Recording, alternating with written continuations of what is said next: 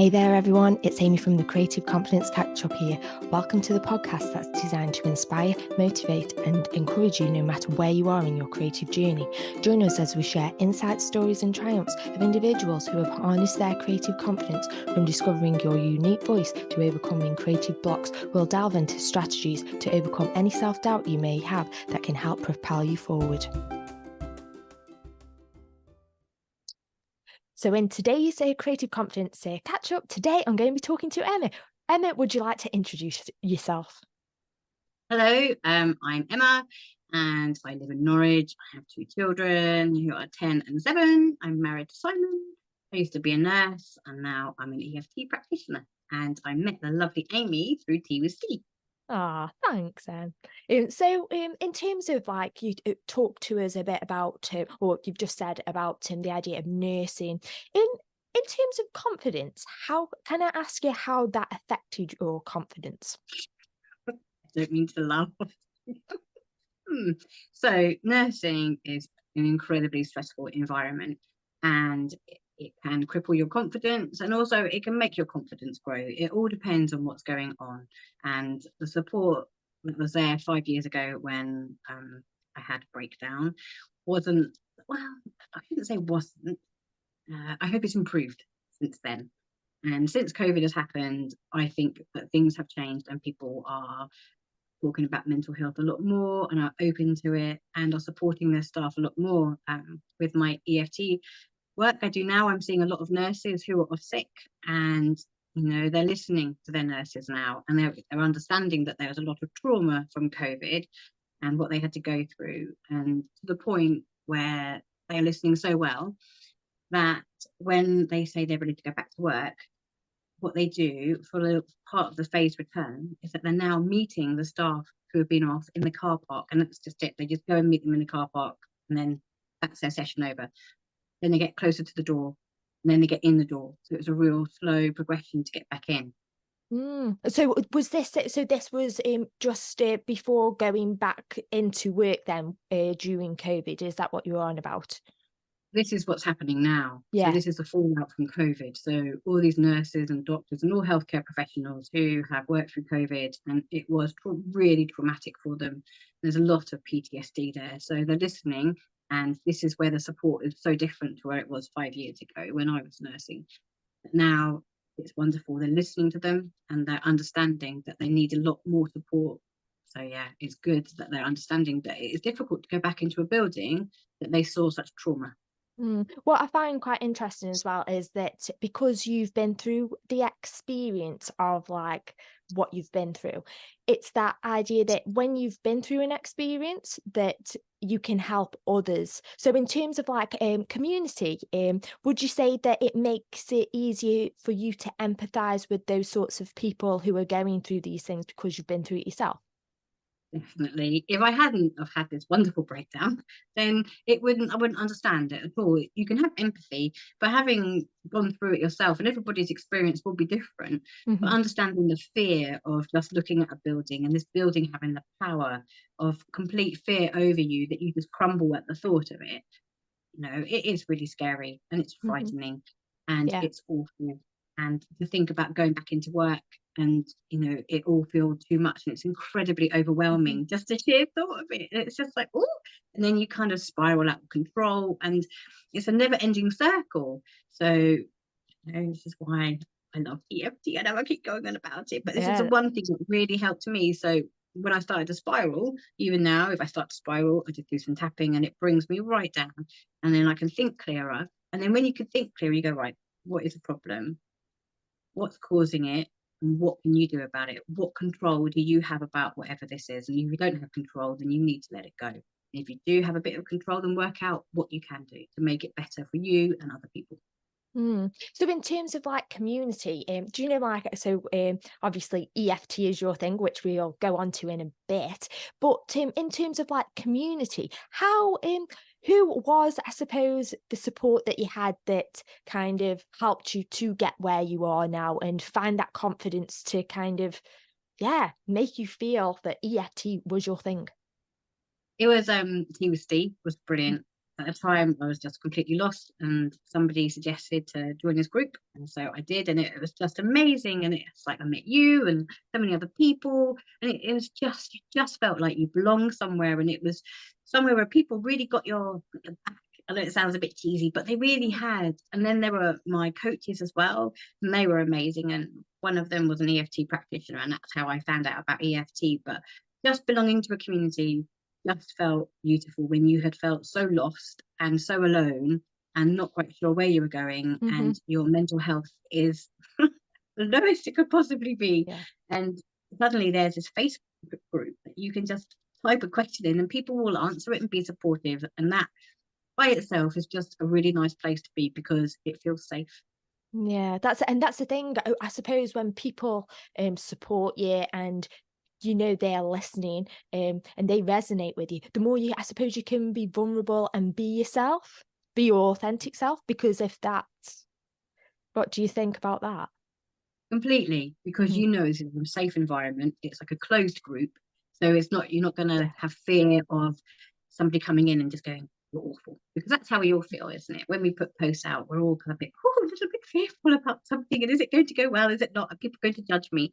Whereas there, people are always there to help you and go, right, or have you thought about this? Have you tried this? Or, and it's always a positive thing. It's never a negative thing, Yeah, which is, I can tell you've like really grown like in terms of like confidence and stuff, how you first started. Because we obviously, yeah, we met to TUSD, don't we? And it was that like we got to know each other based on the idea of sustainability in terms of yeah, like environmental products and things like that, don't we? And like how mm, this can help the environment, etc. But then as time's gone on, it's become more about health and well-being as well in a way, which is quite a yeah. nice tie. And yeah, I suppose if we don't, I suppose, have the support around us, we can't hold ourselves accountable to take action on these things. So I suppose that's been a good thing in terms of community. Yeah, definitely. Like, I just love the support network that it provides. And, just meeting like-minded people is really important.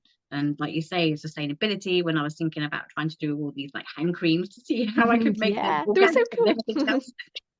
Like, how can they help? And like, and then I kind of forgot that and then went on to a different path. But it was all about like, what can I do to help other people at the time? Because going back to nursing was just not an option, and this is through COVID and everything else. And I was like, oh, brilliant, I can do some hand creams and maybe like give them Mm. away to the nurses and and see whether that would work. And that's my kind of like contribution. But yeah, it didn't go down that way. And this way is far more effective and it's definitely longer lasting. It's interesting how sometimes you can go full circle. So you kind of know who those people you want to help, but it's just finding that sort of specific service or product that is going to really benefit them. And obviously, you having gone from the hand creams to then going, oh, actually, I've been through this and this has helped me. Actually, that'll help them as well. It's really cool, isn't Yeah. it? It is. It's really brilliant, and I love it. And when like people contact me saying, "Oh, I'm feeling a bit rubbish at the moment," and I've read your Facebook. Do you call it blog or not? I don't know, bio. Do you Oh call yeah. it? I don't know. Hmm. Whatever it is, we've read your bit about you, and it really resonated with us. Like you being so honest about your mental health and what helped with you. I'd love not to feel like this, and so they come along and we have a chat, I do a bit of tapping, and voila. Oh, Go back that's to work. ace. So in terms Obviously of lots like of work. so in terms of like your newfound confidence through community, building your self-esteem through social media, etc. So this is where, yeah, the creativity. But I suppose it's in a different sort of alternative way of being creative. About EFT. So do you want to talk a bit more about that, please? Yeah. So EFT is emotional freedom technique where you do look a little bit daft by tapping certain parts of your body and saying certain phrases. And it is all a bit weird. So it's very much like acupuncture, but without the needles. Mhm. And it's all about your energy flowing through your body. And when we get stressed, it doesn't flow so well. And then we start tapping, it flows better. So it's all through your meridians. So that is basically, in a nutshell, a very, very simple way of doing it. Mm. So, but it's incredibly effective. So you kind of explain what is the problem. So you start off with saying, even though I have this, whatever it is, this stress, this anxiety, this problem, whatever. And then you kind of put, I'm okay, or I love and accept myself, whichever one feels comfortable. And you say that 3 times. It's called a setup statement. And then you just tap around your body, just saying what it is. And there's a score from like 10 being the worst it's ever been and 0, you're breezy. And you rate it, and then it can either go up or down. But it's bizarre what happens is that it does get released, but the first time does feel a little bit self-conscious when you're tapping certain parts of your body. Go, what are they doing? What are they making me do? So is this a technique something that you found through your own experiences with the breakdown, or is this just something that you've come across as time has gone on? It's post breakdown. Mhm. So how can I put this politely? There wasn't any therapy for me. So Right. so I had psychosis, which was pretty scary. Yeah. At the time, it was, Emma, you're too well to be in this psychotic clinic, but you're Hmm. also too ill to be elsewhere. So there was this void of where I was, and it was like pretty much you on your own. And my doctor was amazing, and I'd see him once a month, and he was like my massive support, going, I keep going, keep going, you're going to see him in a month's time, keep going, you're fine. My kids were 2 and 5 at the time, so they're very little, and I'd go Yeah. out every day to like Dinosaur Park, because my little 2-year-old son, lots of energy, and so that would keep me going as well. And it's like you're being outside, so you're seeing all the greenery, and we all know that being in nature is really good for you. And obviously being a dinosaur park, there are lots of trees and flowers, and the seasons will change, and very beautiful. And yeah, I found through some coaches. So that was about a year or so, or maybe 2 years after I had my breakdown, that I found them. And yeah, it was the first session. It was a bit like, I don't think so. Like I laughed Mm. all the way through it because I was incredibly uncomfortable and really self-conscious, going, do people really do this? Do they really tackle themselves and say all this stuff? But the second time I did it, there was a humongous shift. And there was something that was bothering me that suddenly didn't bother me as much. And I was like, oh, little light bulb moment, going, well, what could this do for like PTSD and other bits and pieces, and a lot of trauma and just things like stopping you. So my anxiety would stop me doing a lot of things, and now it doesn't. Now I got a little bit braver, and it's Wow. quite exciting. Like did a workshop with a wonderful lady who I showed EFT to. She is my beauty therapist, and I showed her EFT because she had a pain in her arm. Her pain reduced dramatically. She was so impressed with it that she retrained and then said, "Right, I'm now a practitioner. Shall we do a workshop together?" And That's so we just did one amazing. last week. I know it was very brave, and public speaking and all this kind of stuff. It was wonderful to do.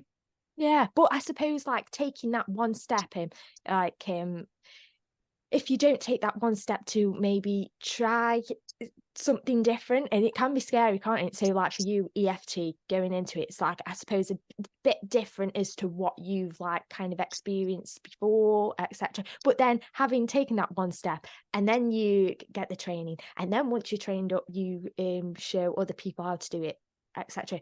Not only is it benefiting them, but yeah, in a way, you're helping people learn new skills and stuff as well for them to kind of take a new path too. So Yeah, exciting. it is. It's just like, it's phenomenal, and I really loved it because there wasn't any medication involved, and it pretty Mhm. much was, you say what's bugging you, and you kind of like release it, and you do it gently, and yeah, it's wonderful. It's something I'm incredibly passionate about. Oh, no, you can tell. And yeah, it's been really great to talk to you today, Emma. And so, as we come towards the end of this week's episode, I was wondering, do you have any last words of encouragement or wisdom? Any little hints, tips that you think people might find useful? Be kind to yourself. That's a really big thing. Be gentle and be kind to yourself. That's brilliant. It's been really great talking to you. Thank you so much for your time, Emma. It's been great. Thank you, Amy.